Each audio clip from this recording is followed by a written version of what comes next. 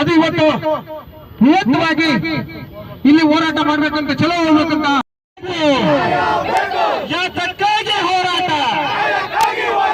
ಯಾತಕ್ಕಾಗಿ ಹೋರಾಟ, ಬೇಕೇ ಬೇಕು, ಬೇಕೇ ಬೇಕು.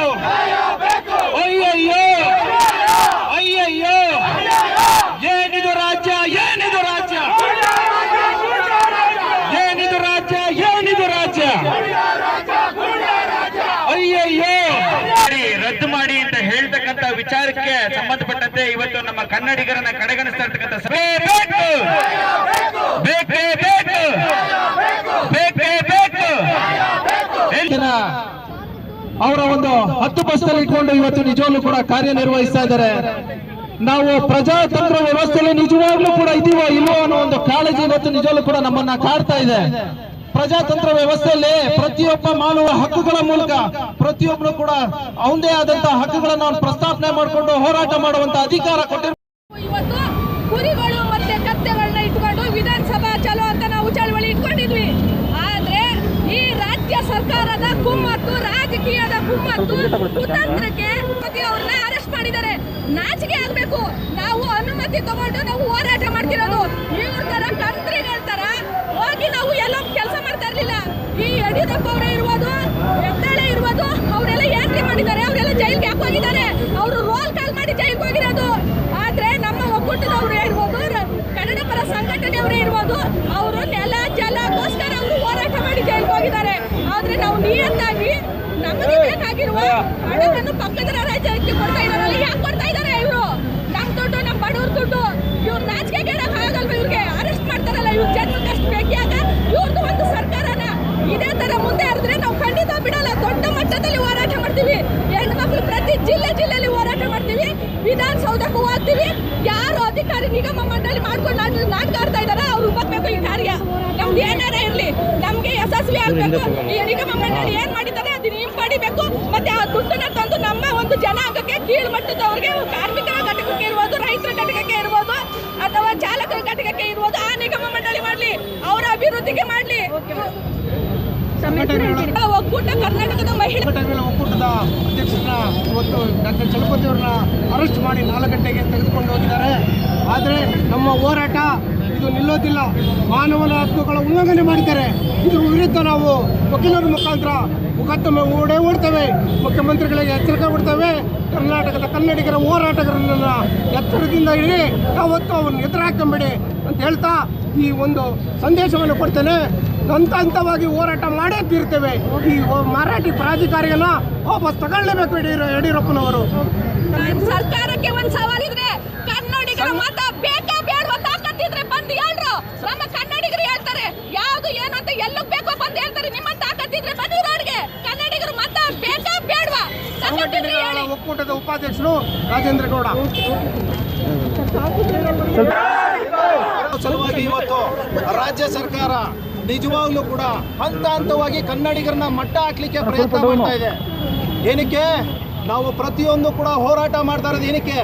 ರಾಜ್ಯದ ಪ್ರತಿಯೊಬ್ಬ ಪ್ರಜೆಯೂ ಕೂಡ ಕಟ್ಟಿರ್ತಕ್ಕಂಥ ತೆರಿಗೆ ಹಣ ಸರಿಯಾದ ಸದ್ಬಳಕೆ ಆಗಬೇಕು ಅನ್ನೋ ಹಿತದೃಷ್ಟಿಯಿಂದ ನಾವು ಹೋರಾಟ ಮಾಡ್ತಾ ಇದ್ದೇವೆ.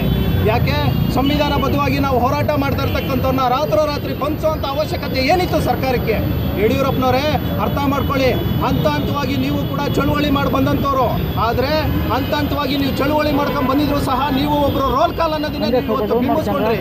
ಆದರೆ ಹಂತ ಹಂತವಾಗಿ ಕನ್ನಡಿಗರು ಪ್ರತಿಯೊಬ್ಬರು ಕೂಡ ಜಾಗೃತಿಯಾಗಿದ್ದಾರೆ.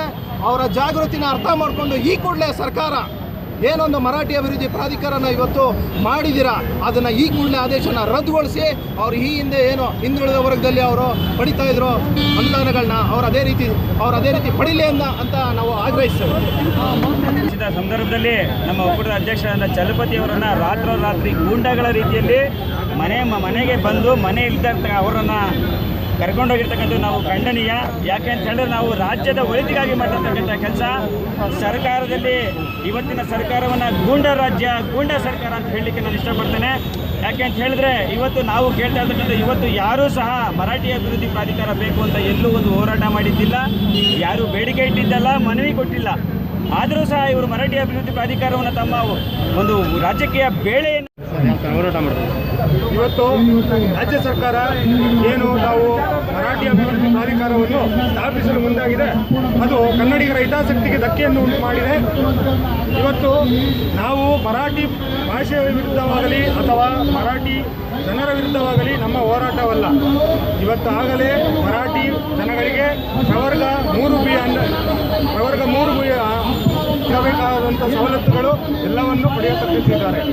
ಇವತ್ತು ಏನು ರಾಜ್ಯ ಸರ್ಕಾರ ಮುಂದಾಗಿದ್ದಾರಲ್ಲ, ಪ್ರಾಧಿಕಾರಕ್ಕೆ 50 ಕೋಟಿ ರಿಲೀಸ್ ಮಾಡಿ 50 ಕೋಟಿಯಲ್ಲಿ ನೀವು ಉದ್ಧಾರ ಆಗ್ರಪ್ಪ ಅಂತ ಏನು ಹೇಳ್ತಾ ಇದ್ದಾರಲ್ಲ, ಅದೇ ದುಡ್ಡನ್ನ ನಿರುದ್ಯೋಗ ಜಾಸ್ತಿ ಆಗಿದೆ ನಮ್ಮ ರಾಜ್ಯದಲ್ಲಿ. ಕೊರೋನಾ ಬಂದಾದ್ಮೇಲೆ ಯಾರಿಗೂ ತಿನ್ನಕ್ಕೆ ಅನ್ನ ಇಲ್ಲ, ಕುಡಿಯೋಕೆ ನೀರಿಲ್ಲ. ಇದ್ರ ಬಗ್ಗೆ ಯಾರು ಇಲ್ಲಿ ಗಮನ ಹರಿಸತಕ್ಕಂತ ಮಾಡ್ತಿಲ್ಲ. ಏನಿದ್ರು ಎಲ್ಲರೂ ಸರ್ಕಾರದ ಬೊಕ್ಕಸದಲ್ಲಿ ಏನಿದೆಯಲ್ಲ ದುಡ್ಡು, ಆ ದುಡ್ಡನ್ನ ಹೆಂಗೆ ಖರ್ಚು ಮಾಡಬೇಕು, ಯಾರನ್ನ ಏನು ಮಾಡಬೇಕು ಅನ್ನೋದು ಮಾತ್ರ ಯೋಚನೆ ಮಾಡ್ತಾ ಇದ್ದಾರೆ ಹೊರತು ಯಾರು ಸಾಮಾನ್ಯ ವರ್ಗಕ್ಕೆ ಏನು ಮಾಡಬೇಕು, ಯಾರು ಏನು ಸಾಯ್ತಾ ಇದ್ದಾರೆ, ಯಾರು ಏನು ಬದುಕ್ತಾ ಇದ್ದಾರೆ ಅಂತ ಯಾರು ಕೂಡ ಇದುವರೆಗೂ ಗಮನ ಹರಿಸಿಲ್ಲ.